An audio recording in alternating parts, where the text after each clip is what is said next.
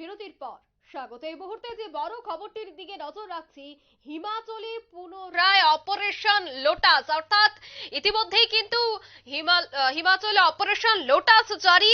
খবর যে কংগ্রেসের হাই কমান্ডের কাছে সুখবিন্দর সিং সুখু ইতিমধ্যেই গেছেন এবং 15 জন বিজেপি বিধায়ককে সাসপেন্ড করেছে হিমাচলের স্পিকার।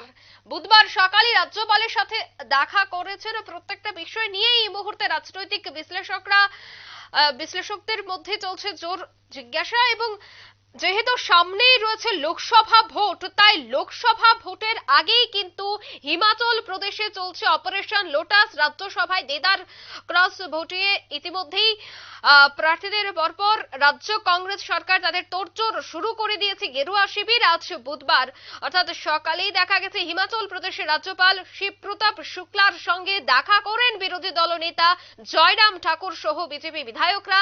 তারা আসন্ন বাজেট বেশির সময় ধনী ভোটের বদলে ডিভিশন ভোটের দাবি করেছেন, এমনটাই কিন্তু খবর। এবং সেই বিষয়টা নিয়েই আমি বিস্তারিত জানবো। টেলিফোন লাইনে সরাসরি যোগাযোগ করার চেষ্টা করব এক্সিকিউটিভ এডিটর নীল বণিকের সাথে। অপারেশন লোটাস এই মুহূর্তে জারি হিমাচল প্রদেশে। নীল, কি আপডেট পাচ্ছ হিমাচল থেকে? দেখো, হিমাচল প্রদেশের নাটক কার্যত জমে উঠেছে। যে হিমাচল প্রদেশে একক সংখ্যাগরিষ্ঠতা হিসেবে কংগ্রেস উঠে এসেছিল এবং কংগ্রেস সরকার গড়েছিল, সেই একক সরকারকেই কার্যত এবার অপারেশন যে লোটাস, সেই লোটাসে বিদ্ধ করতে চলেছে বিজেপি সরকার। এবং গতকাল যে রাজ্যসভার ভোট হয়, সেই রাজ্যসভার ভোটে ক্রস ভোটিং দেখে, অর্থাৎ যেখানে কংগ্রেস প্রার্থী অভিষেক মনু সিংভির জয় প্রায় নিশ্চিত ছিল, সেই জায়গাতে ক্রস ভোটিং করিয়ে জয় এক প্রকার নিশ্চিত করে রাজ্যসভার সাংসদ ছিনিয়ে নিল হচ্ছে বিজেপি। তারপরে থেকেই কিন্তু প্রশ্ন উঠতে শুরু করেছে, তাহলে কবে দেখবে হিমাচল প্রদেশে, কবে গেরুয়া পতাকা ফের একবার উঠবে, এই প্রশ্নই কিন্তু উঠতে শুরু করেছে। সমস্ত জল্পনার অবসান ঘটিয়ে আজকে হিমাচল প্রদেশের বিজেপি বিধায়করা তারা সরাসরি রাজ্যপালের কাছে যান, রাজ্যপালের কাছে গিয়ে ভোটাভুটির দাবি জানান এবং ফিরে এসে সাথে সাথেই তারা কিন্তু বিধানসভায় হইহট্টগোলে জড়িয়ে পড়েন এবং স্পিকার 15 জন বিজেপি বিধায়ককে সাসপেন্ড করেন। কিন্তু এখন যদি প্রশ্ন ওঠে যে অনাস্থা আনবে বিজেপি, তাহলে কিন্তু কংগ্রেসের সেই জায়গা থেকে শক্তি পরীক্ষা দিতে কিন্তু বেগ পেতে হবে। পাশাপাশি ইতিমধ্যেই কংগ্রেসের মুখ্যমন্ত্রী তিনি এআইসিসি অর্থাৎ কংগ্রেসের হাই কমান্ডের কাছে তার পদত্যাগ পত্র পাঠিয়ে দিতে চান বলে তিনি জানিয়েছেন। অর্থাৎ কোথাও একটা কংগ্রেসের মুখ্যমন্ত্রী বুঝেছেন যে তার দলের বিধায়কদের ভাঙন ধরে গেছে, তার দলের বিধায়করা এই ক্রস ভোটিং এ বিজেপিকে জিতিয়ে দিয়েছে এবং বিজেপি প্রার্থীকে জিতিয়েছে। সেই জায়গাতে তিনি ব্যর্থ বলে মনে করছেন এবং তিনি চাইছেন যে তিনি পদত্যাগ করতে। অর্থাৎ যদি স্পিকারের কাছে, স্পিকার আজ না হয় কাল কিন্তু দিতে বাধ্য থাকবে অনাস্থা ভোট এবং অনাস্থা ভোটে যেতেই হবে। কারণ যেভাবে বিজেপি বিধায়করা যদি সংখ্যাগরিষ্ঠতা হিসেবে রাজ্যপালের কাছে স্বাক্ষর করে যদি বিধায়করা যদি জমা দেয়, সেই ক্ষেত্রে রাজ্যপাল তখন কাউন্টিং করবে যে কতজন বিধায়ক সেই দাবিপত্রে সই করলো এবং কতজন বিধায়ক এই দাবিপত্রের বাইরে আছে। যদি দেখা যায় পাটিগণিতের হিসেবে দাবিপত্রে বিধায়কদের সংখ্যাগরিষ্ঠতা বেশি, তাহলে কিন্তু আস্থা ভোট একেবারে রাখতেই হবে হিমাচলে। সেই জায়গাতে বিধানসভায় আস্থা ভোটে যদি হেরে যায়, তাহলে সেক্ষেত্রে লোকসভা ভোটের আগে কার্যত আরো বড় মুখ পূর্বে কংগ্রেসের। তার জন্যই হয়তো হিমাচল প্রদেশের মুখ্যমন্ত্রী তিনি পদত্যাগ করতে চেয়েছেন কংগ্রেসের হাইকমান্ডের কাছে। যদিও এখনো কংগ্রেস হাইকমান্ড সেই বিষয়ে কিছু উচ্চবাচ্য করেনি, তবে রাহুল গান্ধী যেই সময়তে উত্তরপ্রদেশে যাত্রা করছেন, ঠিক সেই সময়তে একের পর এক কংগ্রেস কিন্তু ভাঙছে।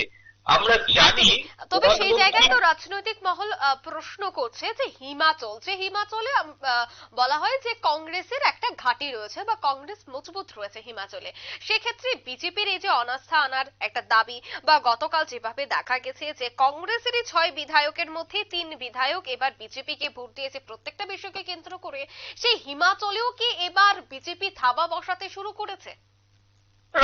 একদম সময়ের অপেক্ষা, একদম সময়ের অপেক্ষা।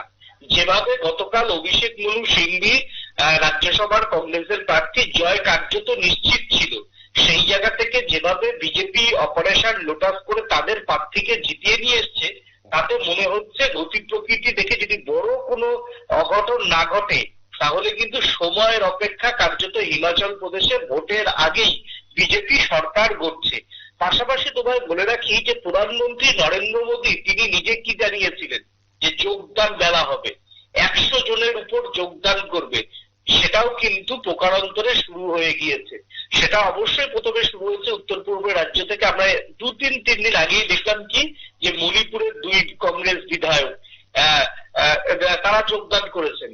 আসামে এখনো 2 থেকে 3 জন কংগ্রেস বিধায়ক যোগদানের জন্য দাঁড়িয়ে আছেন। এ রাজ্যেও কংগ্রেসের নেতারা দল ছাড়ছেন, 2 জন বিধায়ককে নিয়ে জল্পনা চলছে।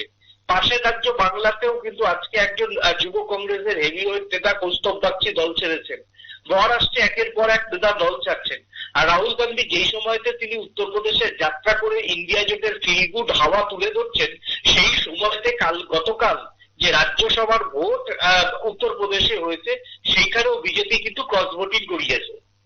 সেখানেও বিজেপি ক্রস ভোটিং করিয়েছে, তাই তার জন্য সমাজবাদী পার্টি একটি রাজ্যসভার আসন তারা হারিয়েছে। সেই জায়গাতে দাঁড়িয়ে এই যে ক্রস ভোটিং করিয়ে একের পর এক সাংসদ তুলে নিয়ে আসলো, প্রায় 4 জন সাংসদ রাজ্যসভায় বিজেপি তুলে নিয়ে আসলো, সেটা লোকসভা ভোটের আগে অনেক বড় জয় এবং বিরোধী শিবিরের কর্মীদের কাছে বিরাট কিন্তু মনোবল একটা ধাক্কা লাগলো। সেই জায়গাতে দাঁড়িয়ে এখন সময়ের অপেক্ষা, যদি কিনা লোকসভা ভোটের আগেই এই আস্থা ভোট হয় বিধানসভাতে এবং সেটা যদি বিজেপি তারপর দখল করতে সমর্থ হয়, তার তার মানে তোমাকে অঙ্কিতা বুঝতে হবে লোকসভা নির্বাচনে হারার আগেই ওই সে রাহুল গান্ধী তিনি কিন্তু নিজে হেরে বসে আছেন।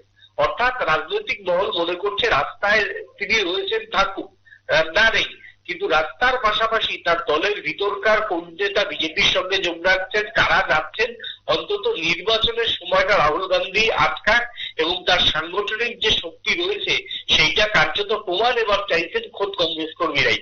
অঙ্কিতা, একদমই ধন্যবাদ নীল। বুধবার সকালে রাজ্যপালের সাথে দেখা করেছেন বিধায়করা। ইতিমধ্যেই এই খবর, হিমাচলে আস্থা ভোট চাইছেন, আস্থা ভোটের দাবি জানাচ্ছে বিজেপি। অর্থাৎ হিমাচল প্রদেশে কিন্তু এবার শুরু অপারেশন লোটাস। নিয়ে নিচ্ছে ছোট্ট একটি বিজ্ঞাপন বিরতি, সঙ্গে থাকুন।